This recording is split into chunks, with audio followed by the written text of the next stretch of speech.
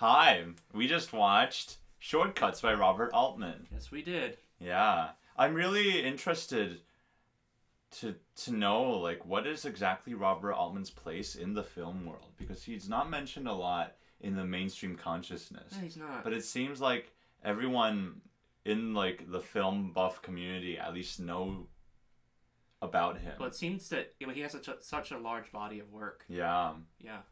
But there's not much And with something like this, I've never seen anything this large in terms of scope of. Okay, so I count at the end. I counted 17. Okay. There might be more. Wait, let's see. 1, 2, 3, 4, 5, 6, 7, 8. We have the cast 9, list. 10, 11, 12, 13, 14. Oh, the 3 fishermen. Yeah. So I can't count the fishermen. Yeah. Anyway, okay, so Letterboxd at least says that this film has 21 main characters. 22 or 21. 21, yeah. 21. I mean, it also depends if you're counting humans and kids and stuff who don't have as large as a role. Right. I think they do say 9 families. Yeah, that seems pretty accurate. Uh-huh. But this film is like a 90-minute film, but it becomes a 3-hour film because it's about 9 families. Yes. And actually, I just accidentally read the IMDb, but I think this is worth talking about. Each story is inspired by one of Raymond Carver's short stories. Oh. And he just decided he relocated all of the characters because I think Raymond Carver writes about the Northwest a lot. But then he went to he relocated to LA. Okay. And I don't know when Raymond Carver lived, but it seems like he incorporated a lot of. I guess we just talk about our opinion of the film. Okay, let's give a quick plot synopsis. So basically, Shortcuts is about 9 families and the things they get into. I don't even want to say. I mean, the themes are about. There's a lot of infidelity. We can say that much. The theme is infidelity and trust between partners, between heterosexual couples in the 90s. Mm-hmm. In different class, mostly upper middle class, but a few lower class people too. More, yeah. I mean, the fact that they live in a couple of high class people. LA. Well. Yeah. Oh, yeah. So it's at least middle. I mean, there's a trailer park family, but there's a trailer park family, and then there's an artist family. Oddly, the artists are they are the musician, the cellist and the singer. Yeah. But oddly, the painter has the seems the most wealthy. Yes. Yeah. Yes. Completely. But the husband's a doctor. Oh, there you go. Oh, that makes so much sense. That makes sense now. Yeah, I feel like there is a lot of nuance. I mean, I think this film is extremely nuanced. Yes, it has a lot of nuance. It's very nice. So what is your opinion on it? So, I generally base my ratings based on my enjoyment of the movie. This movie just makes me feel like shit. I mean, I'm also wondering, I guess the reason might be to celebrate Raymond Carver and explore his writings because they're cool. Raymond Carver. But it's a similar thing with Grand Budapest Hotel yesterday. I'm having a hard time figuring out what the message of the film is. Is it being pessimistic for pessimistic's sake, or is it just exploring humanity, or is it just getting deep into how we don't trust each other? Which, if you really start taking it apart. At least for me, I mean, I don't really agree with, I don't think what the film is trying to communicate necessarily. It's showing it, I feel like, I don't know how it is for Raymond Carver, but I feel like Robert Altman, had a breakup, and then he made this film in frustration about all these couples who have infidelity issues. When he's 68 years old, he had a breakup, and he did this. Yeah, it's possible. Happening at each stage in your life, right? Man. No, this is definitely something Raymond Carver is, very obsessed with. Knowing, I've read a little bit of his work, and it just seems like it's very much about people connecting. Well, what really struck me about. I think the biggest Raymond Carverisms, apart from the infidelity, was that how something something out of the ordinary really leaves an impact in people's lives. Yeah. Like certain events happen that are kind of key events in changing the life of a family, or changing the way somebody thinks about somebody. And there are multiple scenes where they feel the need to bring something up. They feel the need to tell somebody that, oh, today I saw this, or today I did this, because it was out of the ordinary and because it might be traumatizing. And what I really like, I don't know what the message, I think the message is, like, there's a cynicism in it. I don't think it goes very deep into it. It's more like just, yeah. Which is odd because it's a 3-hour film that's like maximalist in scope. So it's odd that it doesn't try to be something that's very deep. I kind of like it. I really like it. I like the superficiality of it. Because there are scenes that really moved me towards the end, and I think most of the families, if not all of them, get some sort of payoff. Do they? Yeah, I mean, like, either they have to confront certain issues, and of course none of them are actually resolved. Mm-hmm. But as a viewer, just going through this trip and seeing this director juggle so many characters, I found something fulfilling in it. Even though if you really want to analyze the theme, maybe there isn't too much. Mm-hmm. I guess, I mean, the writing is clever, being that, just the massive scope of what the film does. I mean, can you think of anything else that has this many main characters? No. I'm not sure something exists.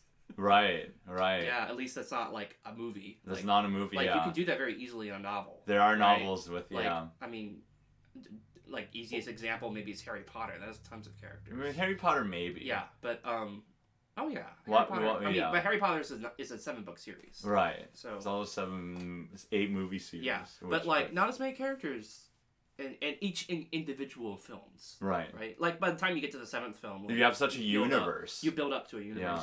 Like, maybe the Marvel universe? Yeah, but Marvel, you had to start with Iron Man. Yeah. You have to start with that one film, and then things build up. But but there, for a film to just... I guess I want to talk about how the film does it, but that's more for spoilers' sake. Right. I don't really want to... I think it's... I don't know which one I like better. I know without a doubt. You like Magnolia better? Yeah, without a doubt. Okay, why is that? Because Magnolia moved me much more. Really? Yeah. I mean, it could have also just been the time when I saw it.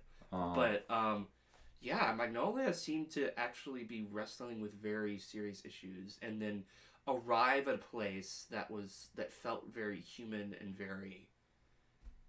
Like, it was really getting deep into what it was exploring. This seemed to be crossing a wide range of sort of the same topic with a lot of different families in different perspectives, but it never really got very deep in them, I feel like. I'll agree that I can think of 1 or 2 characters' plotlines in Magnolia that got super deep. Yeah. But there were a couple of other ones that I think stayed at this movie's level of superficiality.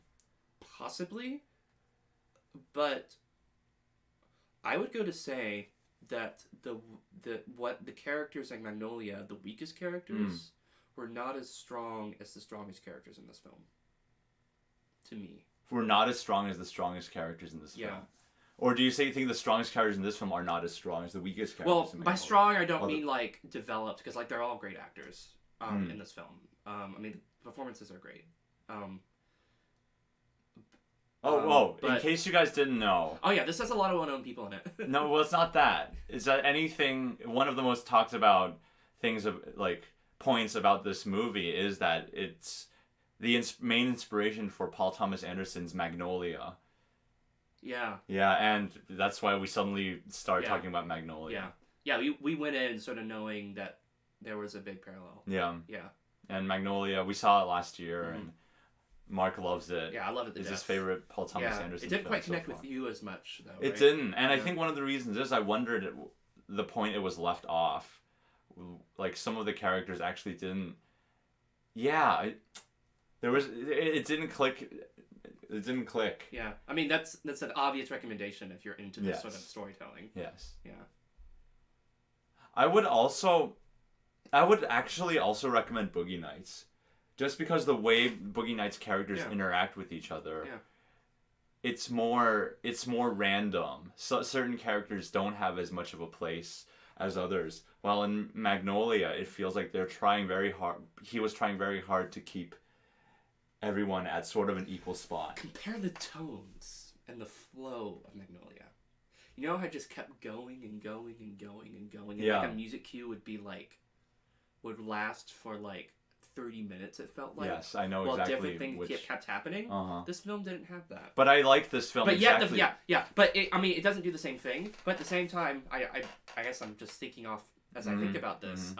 Some of the cuts were really funny and really well timed. Yeah, well, the cuts are great, and the cuts are really cool. But I think this film is its own thing because of the lack of that type of build-up. Yeah, this is not Magnolia. Right, but I think that's actually plays to the film's strength.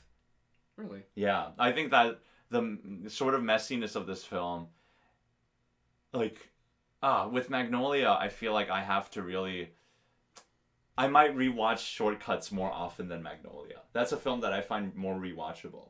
Just because it makes you think about certain issues, but it doesn't go as deep.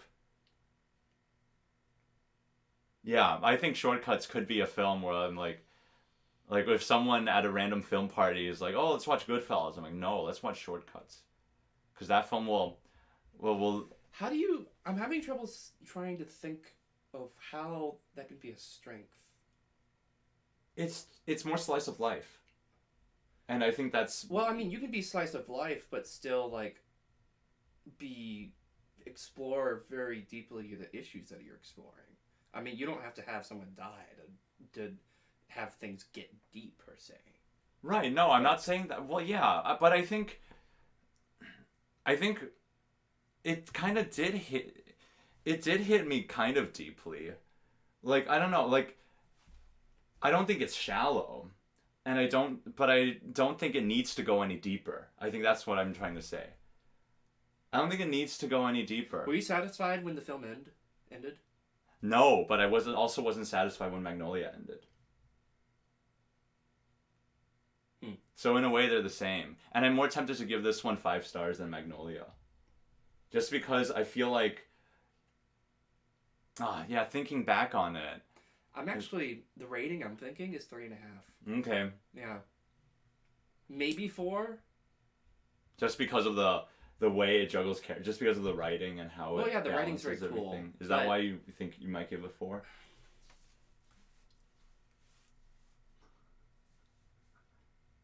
I don't know. Okay. I don't know yet. Okay. Yeah, I'm between 4.5 and 5. Okay. Yeah. I think it's great. Maybe it is the knowledge that... It's very much the way Raymond Carver writes. Mm-hmm.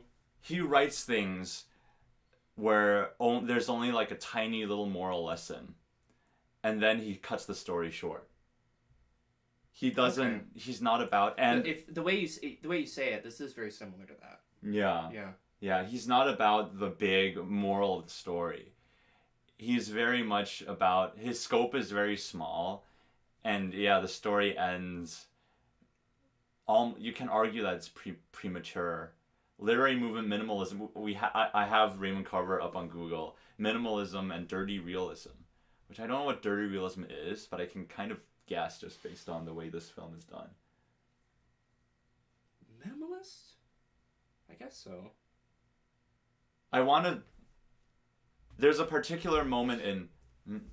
I think the issue, though, is that even though this isn't... If you would say that the style is minimalist, it's being executed here in a maximalist style. Yeah, and I love it. I love it to death. Yeah, that's very interesting. I hadn't thought of it that way. Yeah. I feel like we should get into spoilers. Okay. There's another movie that I wanted to recommend, but... Oh, yeah. Just for another movie that's inspired by Raymond Carver, if you happen to be a fan of his work, I will recommend Birdman. And once spoilers hit, I will actually talk about Birdman a bit. And how one of the moments in the play in Birdman is a total Raymond Carver-esque story. Hmm. Yeah, so we got to get into spoilers now. Yeah. Okay. Spoilers.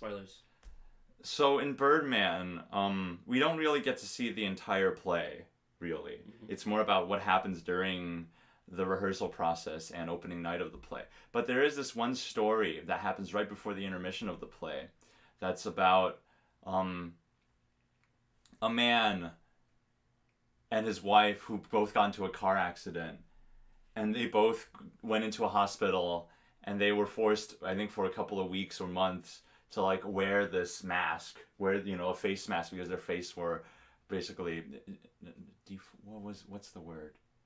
Burned or no? Well, not burned, just like deformed. Yeah, deformed, injured very badly to the point where you can't look at it. But the moral of the story for that was basically like when asked about what made him sad, the husband said, "It's the fact that I can't see my wife through the eye holes of my mask.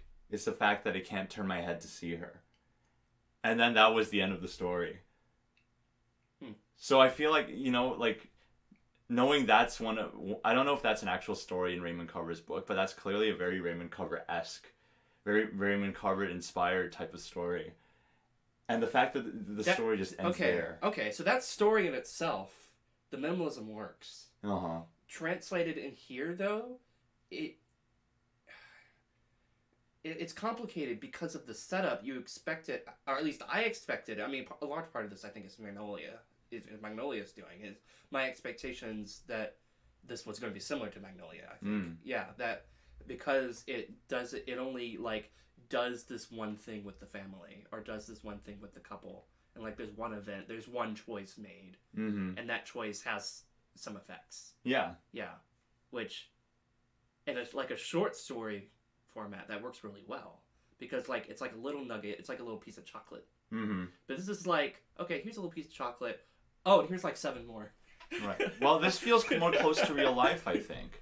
I think Magnolia is trying to be something more poetic and more cinematic. But this is the thing. This did not feel like real life. Really? For me, all of the events that happened were very, very, like, significant. They were significant, but they seemed like they were small in scope enough that I could totally see. Like, for example, we're in spoilers. Like, accidentally hitting a kid with a car. Like, I almost see that.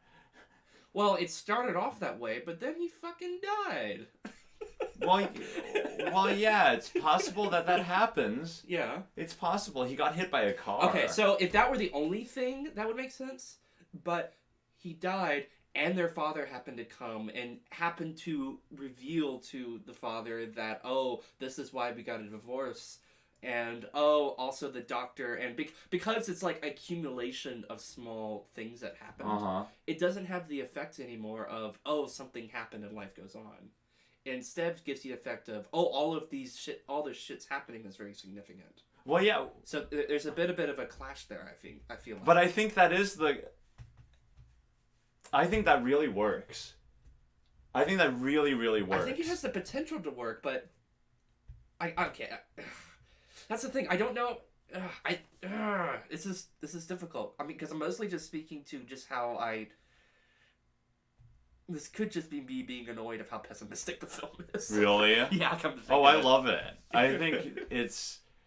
I mean, I know while we were watching it, we don't make too many comments while we're watching it. We made an awful lot during this film. Yeah, but it's clear that you were really annoyed at a lot of the characters. I was pissed at this film. Yeah. Throughout it. Yeah, but for me, it does seem like it's doing it in a black and white way, where like, okay, people are dicks or people are nice. I think there's no. I didn't see it that way. Really? I saw it as everyone is making choices that are deliberately not nice. And I barely saw any. I mean, it's weird to say it that because I usually don't care about that. Like, I don't care if a character is likable usually. But in this film, every single character were consistently making choices that were just very mean. But I think the way the couples are handled in this film, it makes a lot of sense in my mind. Like, I can't imagine being married 10 plus years to somebody. Like, how would I do? Is there a part of me that might want to react like this? React like the way maybe a part of me does want to be, who knows, want to cheat. I think I know what it is. I can sympathize with what the characters are going through, but for how I think and for what the real life that I know, this is very removed from that. Really? Yeah, like totally. Huh. Yeah, especially in terms of like relationships and trust. Uh-huh. Because like back when this was made, and back when Raymond Carver was, exploring these themes, monogamy was sort of assumed to be the one and all. That's the way you have to do it. Exactly. But now with it, that's sort of being toyed with a little bit in modern relationships. Mm-hmm. So many of the issues that these characters are going through are kind of, they're very dated now, I feel. Yes. They're definitely relevant.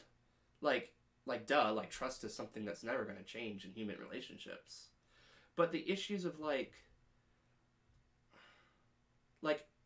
it's all about miscommunication and like not agreeing with each other, but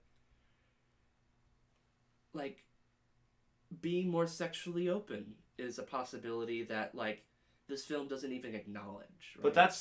But that's the universe of this film. That's the universe of the film, right? But I guess it's not to critique the universe of the film, but it's just to recognize that it's even though it's trying to give the effect of real life, but in my own experience of watching it, it has it's distance from real life because of that disconnect. Well, I thought of the exact same thing, actually. Yeah. Yeah, while I was watching it, I'm like, oh yeah, this is such a 90s film because what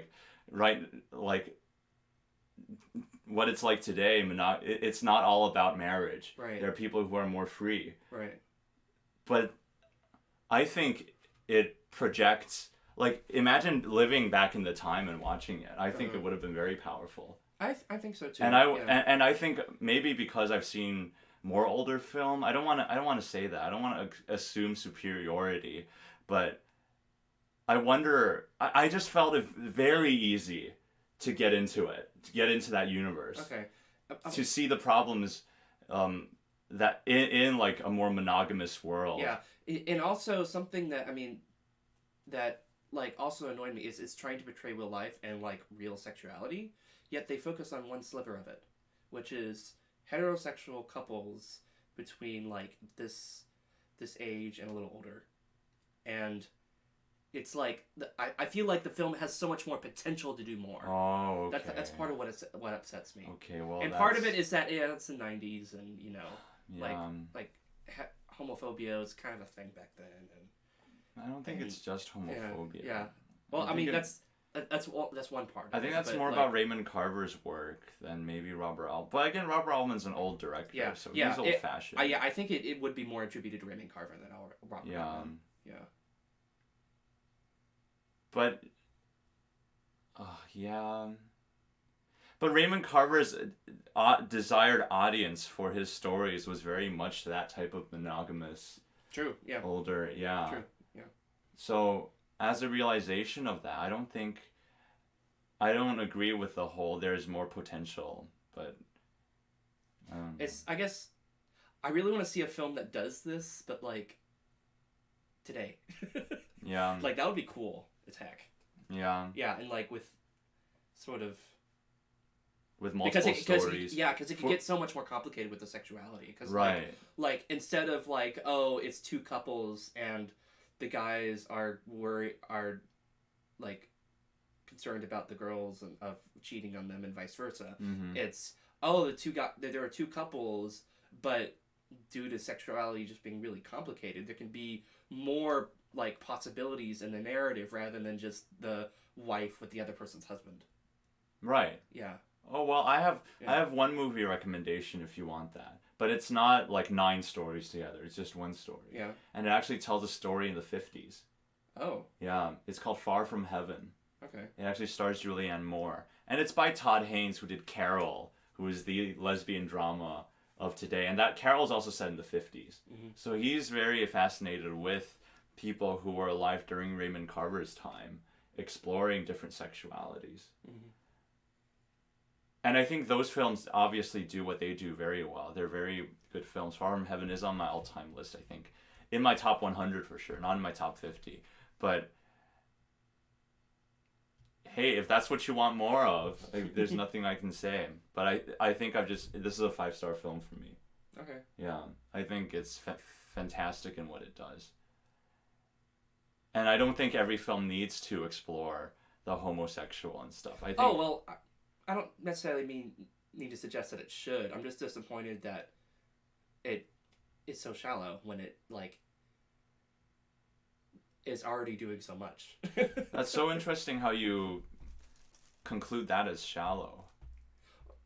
I think that's a very interesting choice, and I'm not trying to criticize it. I find that very interesting.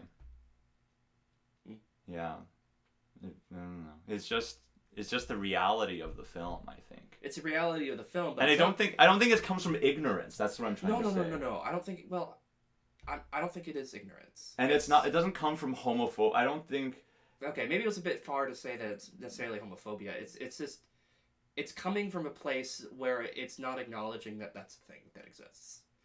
But this is a film that is exploring these themes or attempting to explore these themes with such a wide breadth. That's where I find where there's a clash.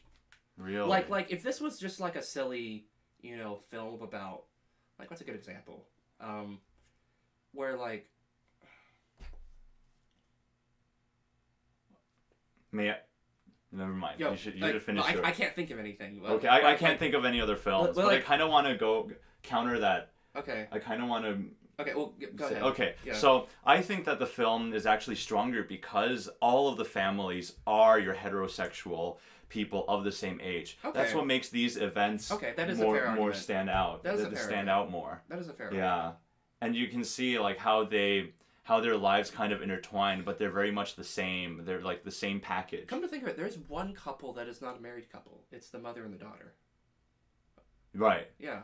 So it's not all about married couples. Right, but it's clear that the mother was in a heterosexual relationship with a jazz musician who ended himself. Right. And we see how that goes. Yeah. I find it very interesting that in a lot of these talks we don't really talk about the details, but we talk more about the big ideas. I think that's the strength of this channel. That's more interesting.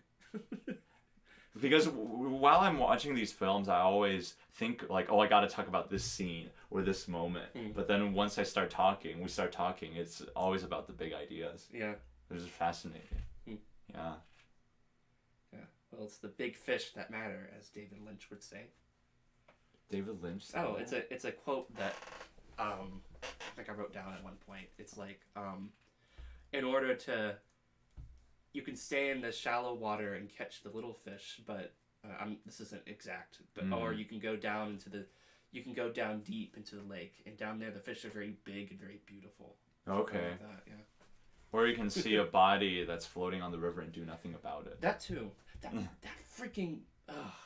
But man. See, that's a mistake that I can see myself making.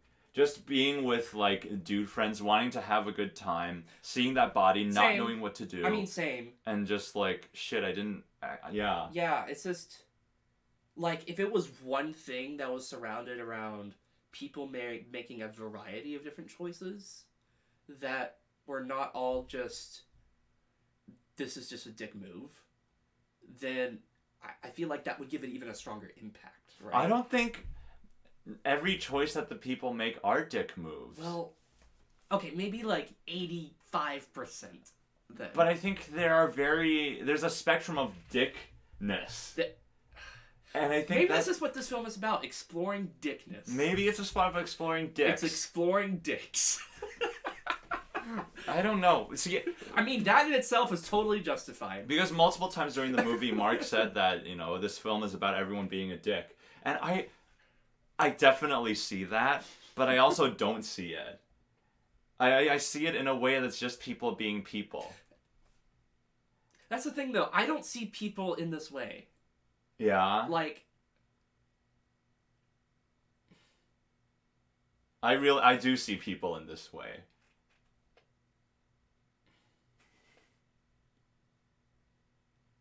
I guess people are more complicated than this film makes it out to be. And maybe that's what it is. Also, maybe it's not necessarily that everyone's a dick, but everyone who's not a dick is a victim. Okay, that's true. If you're not a dick in this film, then you're a victim. Uh-huh. That includes all the minor characters, too. Right. Okay. Yeah. I don't know. I think it does it very well. Yeah, I mean, it does. Yeah, but I don't think it's Yeah. all about dickism. Dickism. Dickism. Yeah. The new But I think that... the new style, dickism, Yeah. where we explored how the psychology of dicks. I think it's more about exploring the tropes of being in a midlife, in a, you know, middle years situation where you're married or you have a dead husband and a daughter. Mm-hmm. And I think it is exploring the similarities between these people and how they are always trying to, not always trying to be dicks, but they just happen to be dicks. I will say something that is impressive. Even though there are 9 families, all of them have something that stand them apart from each other. That is impressive. Yeah. I think so too. Yeah. I mean, that's obviously impressive. I don't think anyone can. Yeah. And then writing argue. a story that intertwines them all is very cool. Even though it's only catching the small fish. I agree it's catching the small fish. Yeah. I can completely agree with that. But I'm okay with this film catching the small fish.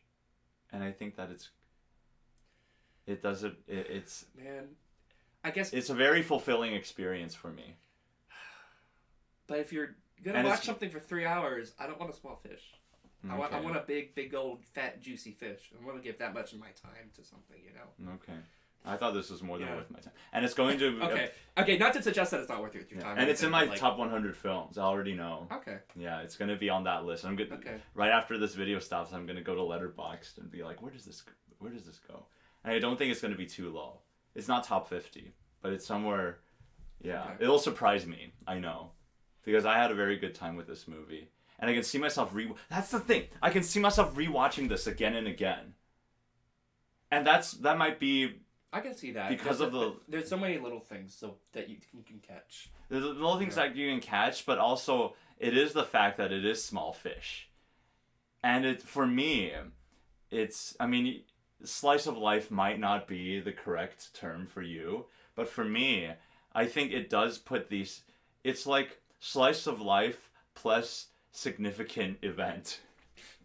It's slice of life with significant event within the slice of life scope. Okay. Yeah. I can buy that. Maybe. And if I want some sort of... I don't want to call it a Big Mac, because that would imply that it's unhealthy. Or tasty muffins? No, not tasty muffins. Stop it. I hope you... It was a joke about muffins. I really hope you like my muffin. I don't think it was meant to be a joke, but the way he delivers it is just so funny.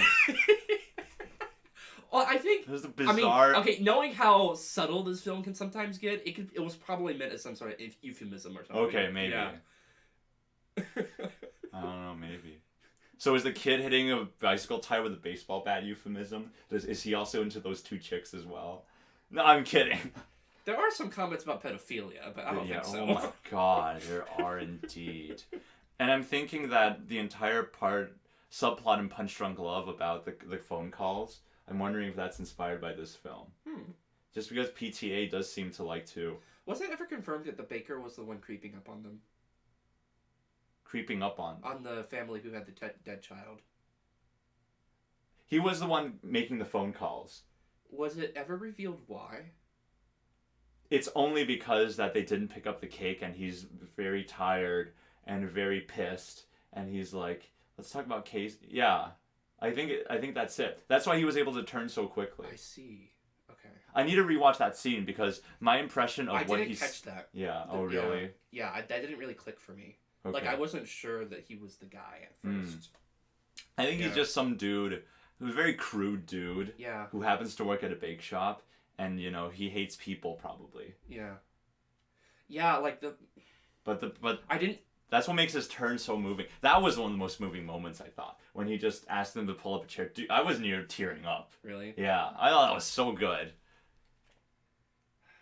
And see, if moments in this film did not have that type of payoff, I would not have thought it was that great. And I thought there's an infamous scene with Julianne Moore's. But I actually just read about this on IMDb while I was looking up the cast. Oh, that's a famous scene then. That's a famous scene where she's not wearing the pants. Yes, because originally it was the same actresses, but they were cast in different roles.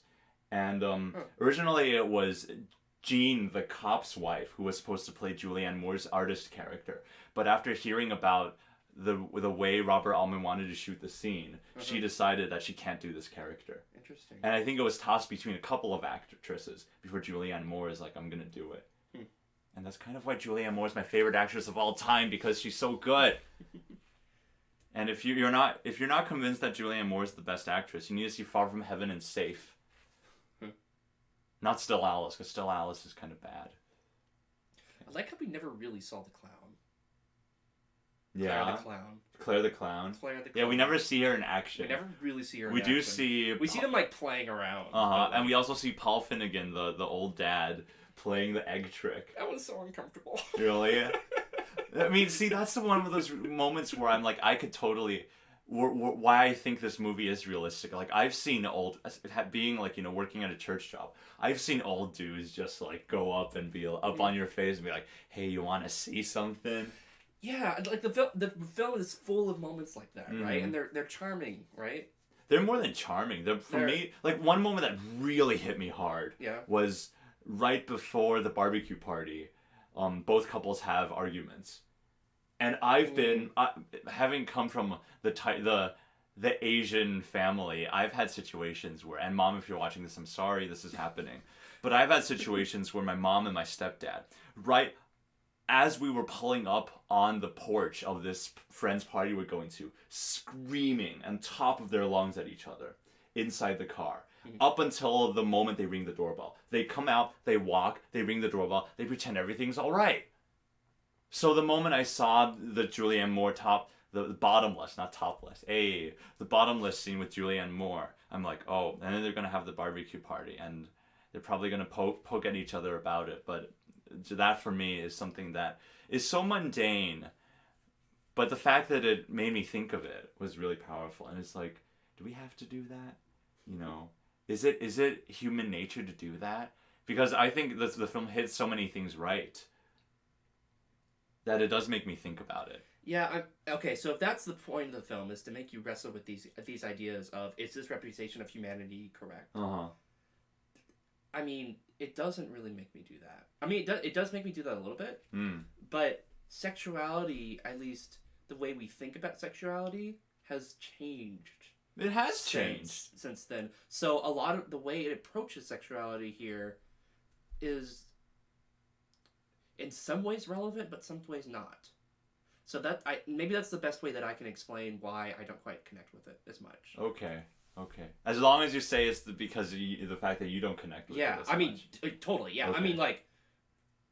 Okay. Yeah, this is not at all to discredit that you do. Okay. Yeah. I think because of the fact that you went so in depth about it, I was worried that sometimes you just say it's like an objective flaw of the film. Okay. That it does that. Because it does seem like... But I think it might be a little more subjective, and I can see that other people have the... At this level of talk that we're doing, everything is subjective. Right, that's very true. That's very true. Right. Yeah, I mean, but in a week, I may have a completely different opinion. Maybe. I doubt it. But I think because your argument is so strong, and you're so strongly pushing for it, I'm worried that, you're kind of saying that the film has to do that. Maybe to impress you. Actually, no. My own opinion is that a film doesn't have to do shit.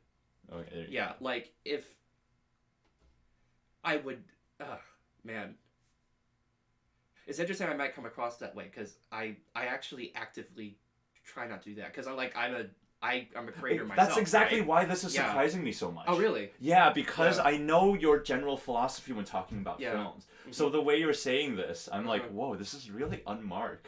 No, I mean, well, I guess it has to do with what hat I'm wearing, I guess, right? Because, like the Totoro hat? Yeah, well... Yeah, I actually took that literally the moment you said it. Like, what hat? I'm like, what? Yeah. Well, I mean, a lot of this is because, like, being in a conservatory and, like, in a composition environment that's more academic, that I've had to wrestle with with these ideas, I guess, just on a personal level because of my own struggles with having to fit in with, for the most part, at least in the last 3 years, an environment where I didn't feel like I fit in at all. Right. So I've had to question, what is, like, okay? And, like, I guess the way I've arrived at that, is to never be biased towards how someone wants to interpret something. Mm-hmm. And anyone has the right to interpret it in their own way, which, makes sense because we're all different people, right? If we were all the same person, it might make sense for us to all have the same interpretation. Yeah. But we're not. Yeah. So everyone's going to view things in their own way. Mm-hmm. Now, this doesn't mean that I have to agree with it personally, mm-hmm. but it does not mean that I should say objectively your way of seeing the world is wrong. Yeah. Yeah. Cool. Yeah. So like, that's exactly why I like talking about movies too, to find that. And I think, especially talking with you, our talks are very valuable, and I love exploring these themes with you. Yeah, same. But this is one time where I still agree with it, and I love your opinion. Yeah. Where like you're pushing it a little strong to the point where I'm like, whoa. Well, part of the reason it's strong is because this film does challenging topics that like are hard to wrestle with, right? So I guess that's part of the reason why I'm pushing this hard because it's meant to. The film's meant to push you hard, right? Yeah. So I'm pushing hard back. Okay. I guess. Yeah, that's cool. Yeah. I while we were talking about what we were talking about before. Well, that sounds like what we talk about when we talk about love. What we talk about when we talk about shortcuts. But one thing that I suddenly thought of, like one of the reasons I think this movie is rewatchable is I feel like this is a good movie for if I want to make small adjustments in my life. Just to reflect on a couple of things. Not that I'm married or anything, but it's just the way I treat people. Mm-hmm. If I ever want to reflect a little bit on it, I could watch this movie and be like, okay. Yeah, like this. I mean, this sort of stuff. Like it's different for your experience is going to be different because of just who you are. Right. Right. Yeah. Yeah. And it doesn't mean that any sort of particular reaction means you're a worse person for it. It just means you're different, which is how the world is made. That's right. So, yeah. Cool. Yeah. So what is your final star rating? Probably 3.5? Probably 3.5. Okay. Yeah. Which is not to discredit your 5. Right. Yeah. I understand. Yeah. Well, I think that's a good spot to end. That is a good spot to end. Yeah. Yeah. We're getting... when we started off, especially like last summer, we never really got this deep. No. But now we're like... No, we're actually... really getting deep into like critique and like how we see movies. Right. And this is exactly what I think film criticism needs. Yeah. Especially on this... You know more about the world than I do of film criticism. But boy. Yeah. There was this great article that I stumbled upon that one of my favorite YouTubers, Nick Spheres, tweeted, and it is about how the film critics of old, we like to criticize them as straight white males or straight white old guys. Hey, that's us, except we're not old. Yeah, well, I'm not white, but with very narrow opinions. But the ones who did stand out, like Roger Ebert, like I remember getting into an argument with someone who really didn't like Lost in Translation about who thought it was really racist. And then I was like, oh, but Roger Ebert gave it a 4. I know that's a terrible argument. I mean, it's your opinion. But then that person decided to use but he's some straight white male.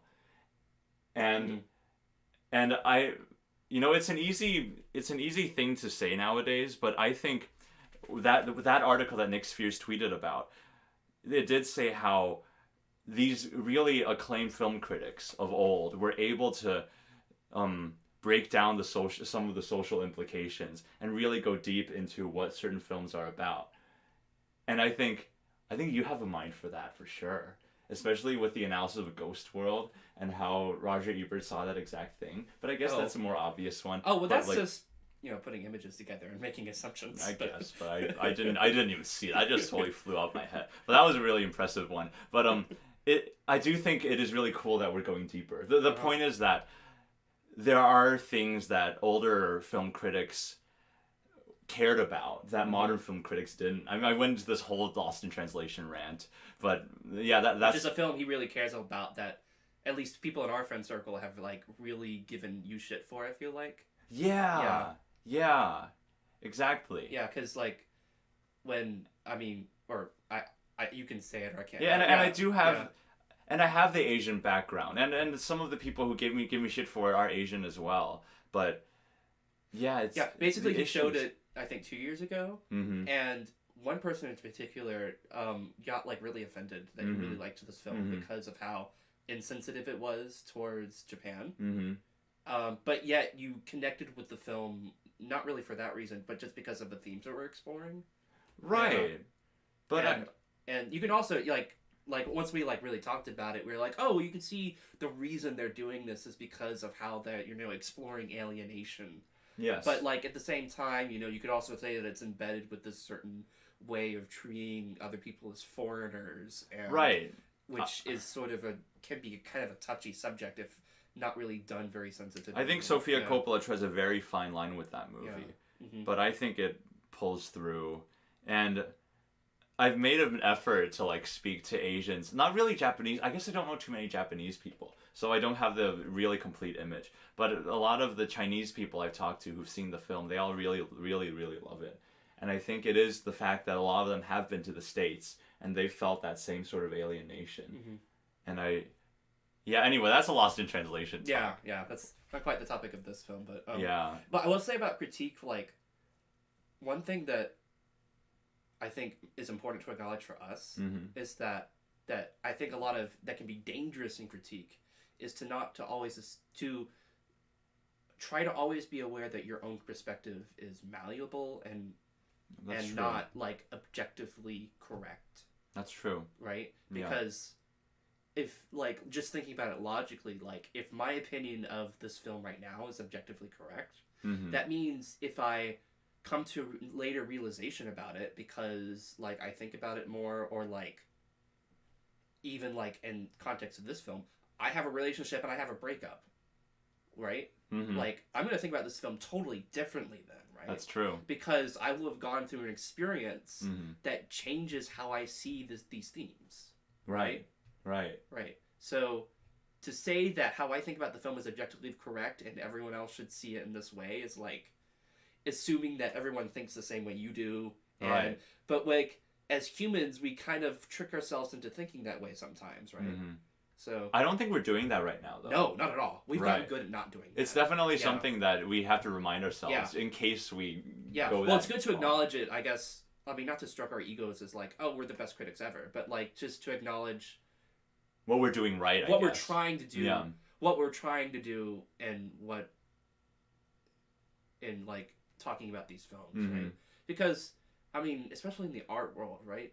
Critique is, like from an artist's perspective, like what they taught us that we go to conservatory for me is that like, oh, the critics, like what are they gonna know, right? Right. Even if we're talking about Birdman, Birdman definitely talks about that type of critic, which totally exists. Yeah, and just like in my own experience of like other people like having to say what I make, right? Right. Like I'm. Yeah, like people are gonna think of what they're gonna think. Right. And that's not necessarily a judgment on you or the thing itself. It's more about them, really. One thing I really like that we do is if we don't dig something, if we don't like a certain film, we really try to translate it into some sort of critical analysis into it. And I think a lot of people, when they don't like something, they just don't like something. You know, and I really like that. Well, yeah, it's like they don't know why. And I mean, there's a lot of times I'll not like something and not really know why as well. But since we've both seen, I'd say we've both seen many films at this point. And films that try to challenge things. And more than just mainstream films. Whoa, I just lost my train of thought. What the... Yeah, wait. Okay, what were we talking about just now? What just happened? Criticism and... I just freaking blanked. We should go eat. We should go eat. Yeah. But okay. Let me try to pick it up. Yeah, basically, okay. Because we've seen so many films that try to challenge things, I think we're getting good at it. That's what I'm trying to say. Yeah, we're becoming comfortable. We're becoming comfortable about. Yeah, and having the camera helps. Having the camera helps. Yeah. And I think we also care more about turning something from, oh, I didn't like it, to why didn't I like it? Yeah. Yeah. There it is. Yeah. And also why we do like something. Exactly. Yeah. Yeah. Yeah. I mean, you could say the channel is much more about us than it is about the films we watch, in that sense. In a way. I mean, we get totally pick what films we watch, except for Balderdash. Yeah. Yeah, the Balderdash, yeah. If you don't know, we're doing this thing where we're choosing random movies. And, But hey, if you guys, here we go. Here's where we pass it on to you. Oh gosh. If you have films. Oh, we're doing this now. Yes. Oh, we're doing this now. I mean, just to put it out there. Okay. I don't think we're gonna get that many comments. Okay. Okay. It's just for future viewers. Right now, our view count is like 8 and 12 and 14. We don't have an audience right now. So. If we subtract the number of times that we have to view the film for critiquing the way we talk and for editing, I'd say like the one video where we have the most views probably goes down to 15. Like the most views. highest viewed video. The single video that with the most views is probably 15. Even though it says what I'm trying to say, even though it says 20 on the view count, I'm guessing 5 of them were probably us. Oh, because like we were clicking on them. Yeah, exactly. Like, on our other account, yeah. So our videos are somewhere between 2 to 15 views. I mean, given the content that we make, which is like so long and like, I mean, in order to invest that sort of time, you kind of have to already connect something with the channel somehow. Right. So, I think it takes a particular film that people who've seen it will want to search it a lot, but that there's not enough content for it that one of our videos will appear at the top. Hopefully. And then that's going to be the one that sort of goes. You have your hopes high, man. I have about to set expectations. I'm not setting expectations. I mean, I do hope that people watch because I like putting this stuff out there. Yeah. And I'm also worried that I lose motivation because I've been known to do that. Well, this would be an interesting exercise, and can we keep it going even though we don't have an audience? Right. Yeah, because I mean, there is value. I think there is intrinsic value in it. Even though we don't have an audience, look how much better even in this 1 week that we've gotten at talking about films. Yes. Yeah, like if we keep this up for the entire summer, like that's if we finish the long film expedition, and if we do Balderdash and maybe even do some more stuff, and I think we've also gotten better at dealing with like the fact that we don't agree on something. Oh yeah. I feel like in the past there are times where we're just like. Oh my gosh! Yeah, the Handmaiden one that got a little rough. Yeah, that was a very interesting talk. Yeah. But I've been thinking about this before this video ends. It's a very long video before a very long film. I think we should, because we forgot to announce our next film, and we're gonna announce it now with the next film in our long film expedition. I don't think it'd be too bad if we put in the description. The next film in the expedition will be this. This is our review of this. The next film in this same series will be this. Why? Just because if we get an audience, if or when. Like, how does that benefit people watching the video? Well, it's a series. Right. And I think people want to know what's next. Yeah, right, so we'll tell them.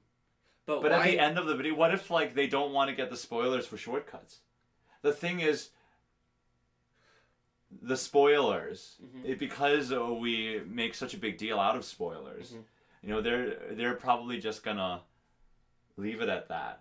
They're probably gonna leave it at the non-spoiler section, but they definitely, let's say someone's really into Satan Tango. Oh, you just ruined one of the films. I mean, if they really want to know, should we say where they can find the list? I guess. Yeah, we have a list on our Letterboxd account. Yeah, but at the same time, I do like the idea of okay, this is the next video we're gonna make in this series. Yeah. So why not just put in the description? Our description is already short enough. We just add one extra sentence. I guess. Man, I'm really picky about this though, because I am too. But this works for what me. we put in the description, I think is very important. I mean, I don't really care about how it, what necessarily. I don't know what I'm trying to say, but right now it's the film is about this. These are our Letterboxd accounts. And like if something else goes there needs to be a really, really good reason for it to be there. Right, I think there's a really good reason because we already make it clear on our thumbnails that this is part of a series. What makes me a little uncomfortable is that it doesn't have anything to do with the movie itself that we're reviewing. Oh, but it does have to do with the series. So like it's about the channel and it's about us. And it's not about the content we're producing. I think it's justified because we put the name of the long film expedition, the long film series, in the title. So there's a bigger entity here that we're trying to tackle, and just to, So if you put that film, why should we not put everything then? Why only put one film? So that we don't tell them everything. That's the thing. That sort of gets to the heart of it. Like, why are you even putting it there then? It's a part of it to get people excited? Because I don't feel like we need to do that at all. I think it's something that's desirable. Why? If I put myself in the shoes of a viewer, if we address what the next film is, it will make me want to come back. Why is that important? Because it is. Why? I don't think that's important at all. Really? No. What matters is the content. It's not about trying to get people to come back. Well, yeah, I mean, I think the content itself, if people latch onto it, they latch onto it. But I guess it's just what I want to see in a creator. Well, yeah, in other channels, but so much of it is about going against what other channels are doing and what they're doing wrong. But I think one thing that we should definitely do what we think is best. I agree with that. What I think is best is that we put another one on. Actually, yeah. I'm pushing you here because it feels like it also gives us more motivation to get to the next one. I mean, you can argue that that's a selfish reason too. But it gives the channel momentum, I think. It gives the channel as a thing momentum. And yes, part of it is the audience has an expectation and it gives us motivation. But it's just, it feels right. Here's something we could do. How about we so I'm thinking okay, what would just be nice to have there? Because for me, the purpose of a description is to give information that is relevant to the video and also beneficial for the people who are watching the video. Yeah. A description of what's coming next may or may not be beneficial, but what might be beneficial is if there is a link to the previous one in the series and the next one in the series. Okay. That people may like. Okay. Like if I were a viewer of a video and I wanted to watch everything in the series, you can go to the playlist and find it, or YouTube is usually good about putting the next one in the sidebar. Right. But I do like the idea of making it easier by putting the next one and the previous one. This does what you're saying, but it isn't the only reason. But it also focuses on the current film. It focuses on the current film. It doesn't make it seem like, oh, here's the next one. Right. Yeah, because it concerns me that we would put that. I mean, it's a really tiny thing, right? But just putting it there communicates something that might not be true to what we're trying to do here, or at least to me. Okay. Then again, we're different people. We're gonna have. I think that's different ways we want to do things. I think that's a compromise that I can totally get behind. Yeah. Yeah. Yeah. So we put the previous one, and then the next one, and yeah, we can always do that as soon as we upload the video because we know what those are gonna be. Right. Yeah. And then by the time we upload the next one, we can go back and edit the description of the previous one. Oh right. We can do that. Yes, we should. Okay. Yeah, that's not hard at all. But we don't talk about what's the next film in a previous video. We just wait until we do the next one so that we can go back. That I like. Oh yeah, because we never know what we're gonna watch until we watch it. But with this long film expedition. For something like this where it's planned, yeah, sure. I mean, we can do that. I'm totally with announcing what it is at the end of the video. Okay. But putting it in the description makes it very easy access. And that is means that this is something I want you to know. And this is something that's I'm putting in your face. Okay. Even, and yeah. Okay. Yeah. Okay. The reason the reason I'm pushing so hard about that is that because that's something that other channels do. Yeah. That really, really can get annoying. Okay. If they make decisions in how they present their content, and you can tell it's only for the reason of trying to get you back, right? But I don't think that's Okay. Yeah. Okay. Yeah.